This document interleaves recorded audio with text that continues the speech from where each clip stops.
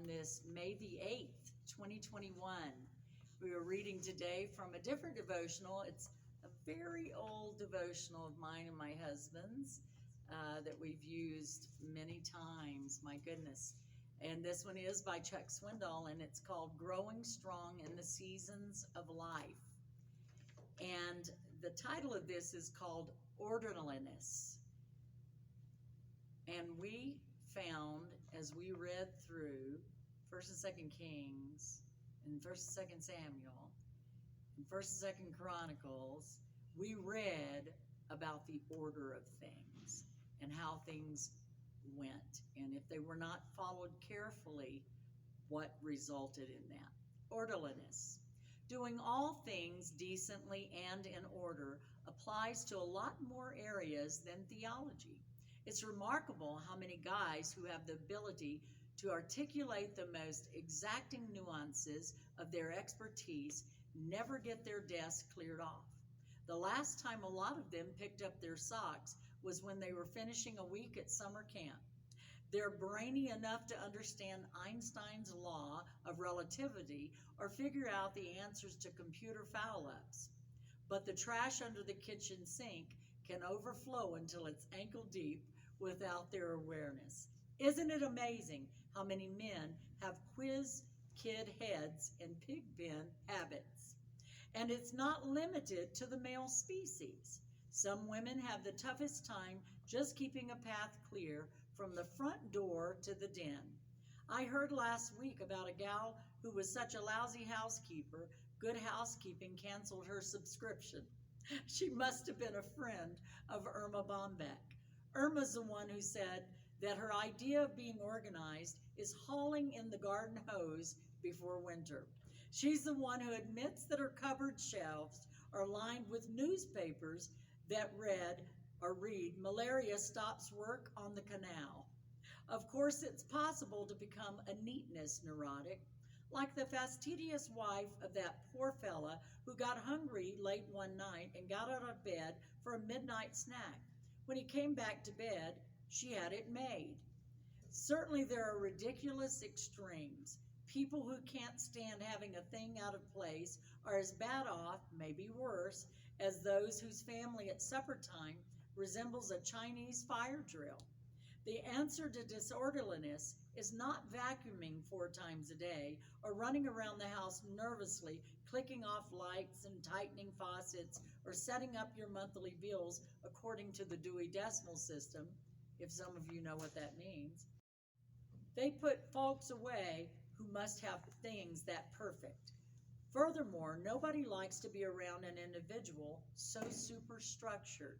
Once again, the secret is balance. If the truth could be told, however, most of us don't struggle with being too orderly. One problem is the other side of the coin, and the result is predictable. We burn up valuable energy and lose precious time because of it. Spending what it takes to become a little more efficient is an investment that pays rich dividends.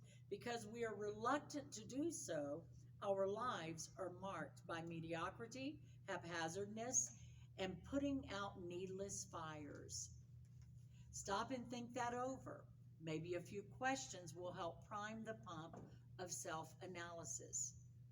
Do you often lose things? Are you usually late for appointments and meetings? Do you put off doing your homework until late? Are you a time waster, like on the phone or with TV? Is your reading limited to only the essentials rather than heavier works? Are you prompt in paying bills and answering mail? Is your attire attractive? Things match? Clothing pressed? Or at least put in the dryer these days so they fluff, right? Shoes shine? Many unfinished projects lying around? Does your desk stay cluttered? How about the tops of tables and counters? Can you put your hands on important documents right away? Do you have a will? Is it in a protected place? Can you concentrate and think through decisions in a logical, well-arranged manner? stab, stab, twist, twist. Even though those questions hit below the belt, they reveal the pulse of your efficiency heartbeat. Before you get all hot and bothered, fearing some gigantic plan only an efficiency expert with a master's in business could pull off, relax. If you're like me, life is too busy to add some unrealistic, humongous program. Let's deal with the problem in a simplified manner.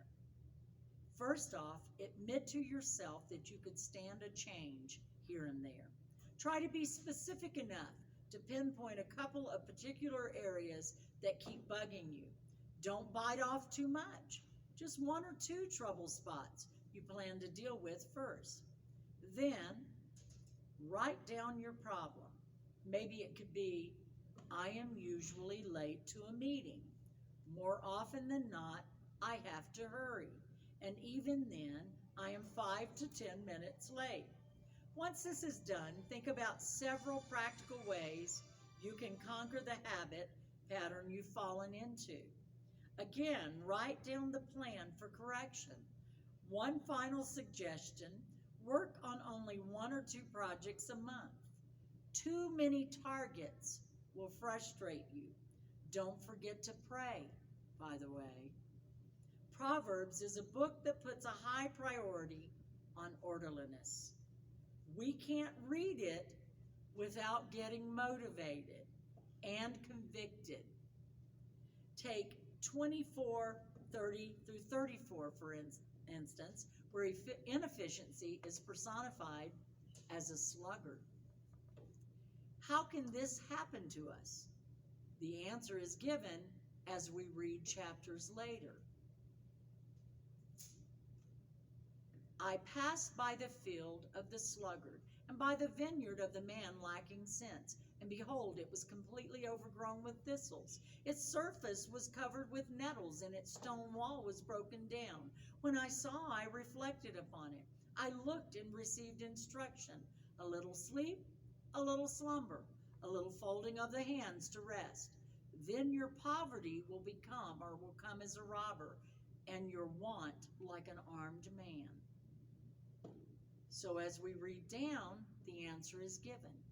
The sluggard says, there is a lion in the road. A lion is in the open square. As the door turns on its hinges, so does the sluggard on his bed. The sluggard buries his hand in the dish. He is weary of bringing it to his mouth again. The sluggard is wiser in his own eyes than 7 men who can give a discreet answer. The syndrome is painfully clear. We see danger, but we don't care. That's the lion. We are concerned, but too lazy to change. The bed. We become victims of habit. The dish. We rationalize around our failures. Decently and in order. That's our goal, remember? Most of us are a lot more decent than we are orderly, which means we qualify as highly moral, modestly clothed, well-behaved sluggards. Oh my, we are getting ready to read the book of Proverbs. Now that was the highlight, but that's the very book that we're going to today. God help us to prioritize. I have to tell you, at times, and every morning I have to do this, and sometimes it means getting out my phone, hitting notes, and writing in order. Not what I prefer doing, because if I do what I prefer doing, it might be the easy thing, but not the thing that must be done first. And sometimes the first thing is the harder thing, and we don't like those things. So we have to prioritize in our lives. It'll make things a little bit easier. Sometimes situations arise for me as a pastor's wife on the phone where there is something that takes charge over everything that I had planned. It's somewhat like a diet. If I am so strict and I'm really not prepared for a diet, I become frustrated and the whole thing is lost. quit. And that maybe is not what we need, maybe for health. Sometimes a fast is called, and I forget, maybe. And in that fast, I forget and I snack, and I said, oh, well, I'll just fast tomorrow. If that's the way we are, we may never fast. And it becomes very hard. And a lot of times guilt sets in. I think that happens around the house many times for homemakers, whether it's male or female. It's easier to not just start at one side and keep working through the house.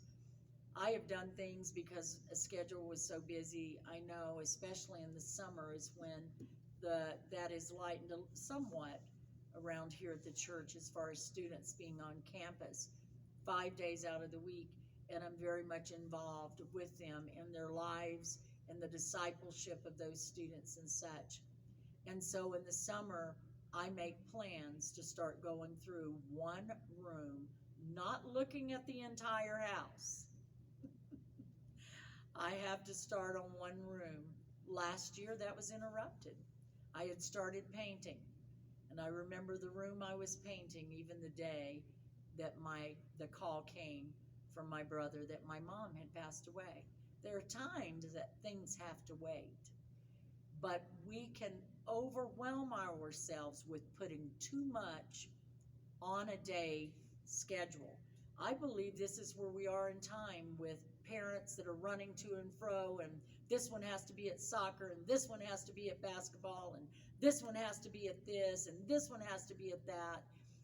And that may sound okay because we say, well, but our children like this or that. I think we put too much in our children's lives sometimes, and sometimes church and prayer time suffer. I think we need to be careful.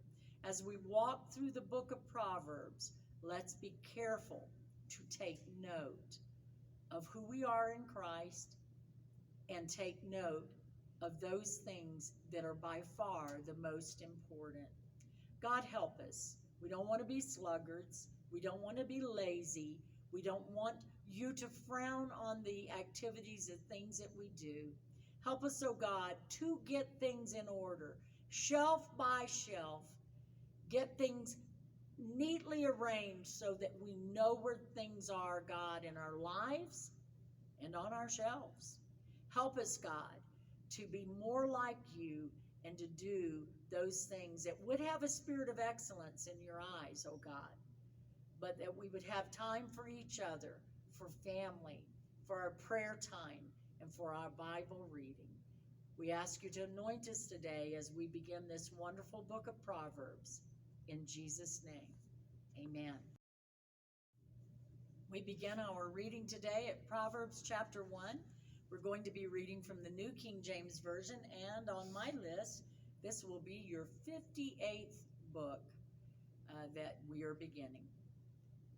The Proverbs of Solomon, the son of David, a king, or king of Israel, to know wisdom and instruction, to perceive the words of understanding, to receive the instruction of wisdom, justice, judgment, and equity, to give prudence to the simple, to the young man knowledge and discretion. A wise man will hear and increase learning, and a man of understanding will attain wise counsel, to understand a proverb and an enigma, the words of the wise and the riddles. The fear of the Lord is the beginning of knowledge, but fools despise wisdom and instruction. My son, hear the instruction of your father, and do not forsake the law of your mother, for they will be a graceful ornament on your head and chains about your neck. My son, if sinners entice you, do not consent. If they say, come with us, let us lie in wait to shed blood. Let us lurk secretly for the innocent without cause. Let us swallow them alive like Sheol, and whole like those who go down to the pit. We shall find all kinds of precious possessions. We shall fill our houses with spoil. Cast in your lot among us. Let us all have one purse. My son, do not walk in the way with them. Keep your foot from their path. For their feet run to evil, and they make haste to shed blood. Surely in vain the net is spread, and the sight of any bird, but they lie in wait for their own blood. They lurk secretly for their own lives. So are the ways of everyone who is greedy for gain. It takes away the life of its owners. Wisdom calls aloud outside. She raises her voice in the open squares. She cries out in the chief concourses, and at the openings of the gates in the city she speaks her words. How long, you simple ones, will you love simplicity? For scorners delight in their scorning, and fools hate knowledge. Turn at my rebuke. Surely I will pour out my spirit on you. I will make my words known to you. Because I have called and you refused. I have stretched out my hand and no one regarded. Because you disdained all my counsel and would have none of my rebuke. I also will laugh at your calamity. I will mock when your terror comes. When your terror comes like a storm, and your destruction comes like a whirlwind. When distress and anguish come upon you, then they will call on me, but I will not answer. They will seek me diligently, but they will not find me, because they hated knowledge and did not choose the fear of the Lord. They would have none of my counsel and despised my every rebuke. Therefore, they shall eat the fruit of their own way and be filled to the full with their own fancies. For the turning away of the simple will slay them, and the complacency of fools will destroy them. But whoever listens to me will dwell safely and will be secure without fear of evil. Proverbs chapter 2. My son, if you receive my words and treasure my commands within you, so that you incline your ear to wisdom and apply your heart to understanding. Yes, if you cry out for discernment and lift up your voice for understanding. If you seek her as silver and search for her as for hidden treasures, then you will understand the fear of the Lord and find the knowledge of God. For the Lord gives wisdom. From his mouth come knowledge and understanding. He stores up sound wisdom for the upright. He is a shield to those who walk uprightly. He guards the paths of justice and preserves the way of his saints. Then you will understand righteousness and justice, equity, and every good path. When wisdom enters your heart and knowledge is pleasant to your soul, discretion will preserve you. Understanding will keep you, to deliver you from the way of evil, from the man who speaks perverse things, from those who leave the paths of uprightness to walk in the ways of darkness, who rejoice in doing evil and delight in the perversity of the wicked, whose ways are crooked and who are devious in their paths, to deliver you from the immoral woman, from the seductress who flatters with her words, who forsakes the companion of her youth and forgets the covenant of her God. For her house leads down to death, and her paths to the dead. None who go to her return, nor do they regain the paths of life. So you may walk in the way of goodness and keep to the paths of righteousness. For the upright will dwell in the land, and the blameless will remain in it. But the wicked will be cut off from the earth, and the unfaithful will be uprooted from it. Proverbs chapter 3. My son, do not forget my law, but let your heart keep my commands. For length of days and long life and peace they will add to you. Let not mercy and truth forsake you. Bind them around your neck. Write them on the tablet of your heart, and so find favor and high esteem in the sight of God and man. Trust in the Lord with all your heart, and lean not on your own understanding. In all your ways acknowledge him, and he shall direct your paths. Do not be wise in your own eyes. Fear the Lord and depart from evil. It will be health to your flesh and strength to your bones. Honor the Lord with your possessions and with the first fruits of all your increase. So your barns will be filled with plenty, and your vats will overflow with new wine. My son, do not despise the chastening of the Lord, nor detest his correction. For whom the Lord loves, he corrects, just as a father the son in whom he delights. Happy is the man who finds wisdom, and the man who gains understanding. For her proceeds are better than the profits of silver, and her gain than fine gold. She is more precious than rubies, and all the things you may desire cannot compare with her. Length of days is in her right hand, in her left hand riches and honor. Her ways are ways of pleasantness, and all her paths are peace. She is a tree of life to those who take hold of her, and happy are all who retain her. The Lord by wisdom founded the earth. By understanding he established the heavens. By his knowledge the depths were broken up, and clouds dropped down the dew. My son, let them not depart from your eyes. Keep sound wisdom and discretion, so they will be life to your soul and grace to your neck. Then you will walk safely in your way, and your foot will not stumble. When you lie down, you will not be afraid. Yes, you will lie down, and your sleep will be sweet. Do not be afraid of sudden terror, nor of trouble from the wicked when it comes, for the Lord will be your confidence and will keep your foot from being caught. Do not withhold good from those to whom it is due, when it is in the power of your hand to do so. Do not say to your neighbor, "Go and come back, and tomorrow I will give it," when you have it with you. Do not devise evil against your neighbor, for he dwells by you for safety's sake. Do not strive with a man without cause. If he has done you no harm, do not envy the oppressor, and choose none of his ways. For the perverse person is an abomination to the Lord, but his secret counsel is with the upright. The curse of the Lord is on the house of the wicked, but he blesses the home of the just.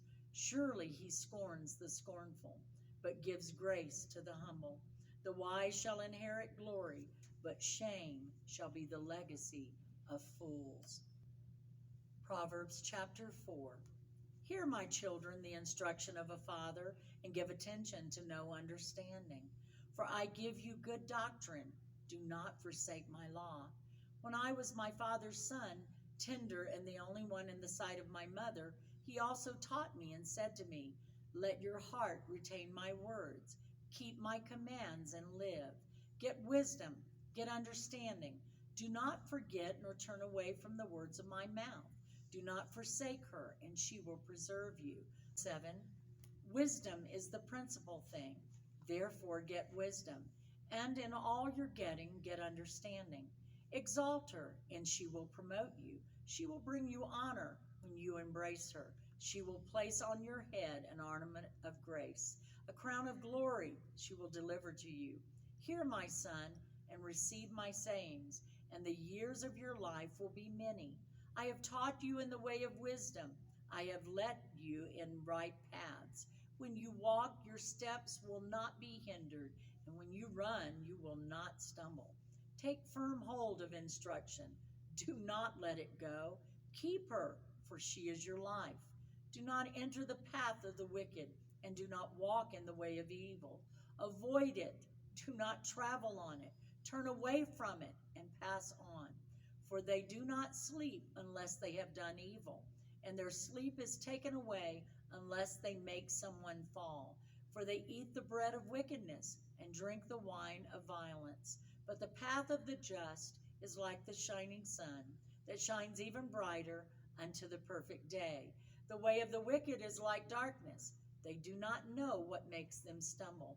My son, give attention to my words.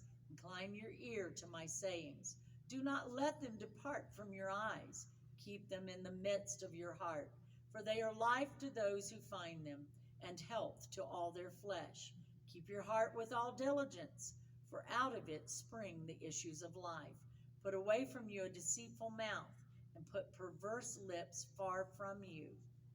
Let your eyes look straight ahead, and your eyelids look right before you. Ponder the path of your feet, and let all your ways be established. Do not turn to the right or the left. Remove your foot from evil. Proverbs chapter 5. My son, pay attention to my wisdom.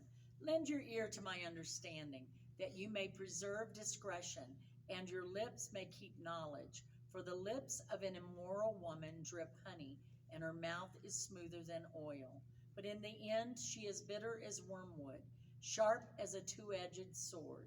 Her feet go down to death, her steps lay hold of hell. Lest you ponder her path of life, her ways are unstable, you do not know them. Therefore hear me now, my children, and do not depart from the words of my mouth. Remove your way far from her, and do not go near the door of her house, lest you give your honor to others and your years to the cruel one. Lest aliens be filled with your wealth, and your labors go to the house of a foreigner, and you mourn at last when your flesh and your body are consumed, and say, how I have hated instruction, and my heart despised correction. I have not obeyed the voice of my teachers, nor inclined my ear to those who instructed me. I was on the verge of total ruin in the midst of the assembly and congregation. Drink water from your own cistern, and running water from your own well. Should your fountains be dispersed abroad, streams of water in the streets, let them be only your own, and not for strangers with you. Let your fountain be blessed, and rejoice with the wife of your youth, as a loving deer and a graceful doe. Let her satisfy you at all times, and always be enraptured with her love.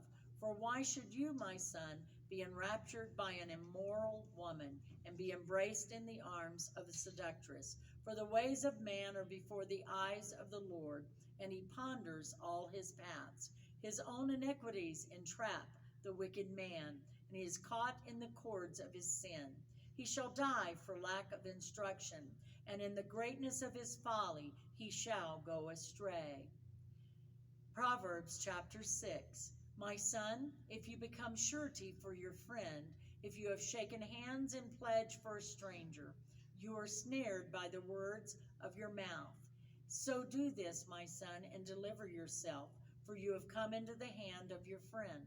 Go and humble yourself, plead with your friend. Give no sleep to your eyes, nor slumber to your eyelids. Deliver yourself like a gazelle from the hand of the hunter, and like a bird from the hand of the fowler. Go to the ant, you sluggard, consider her ways, and be wise, which having no captain, overseer, or ruler, provides her supplies in the summer, and gathers her food in the harvest. How long will you slumber, O sluggard? When will you rise from your sleep?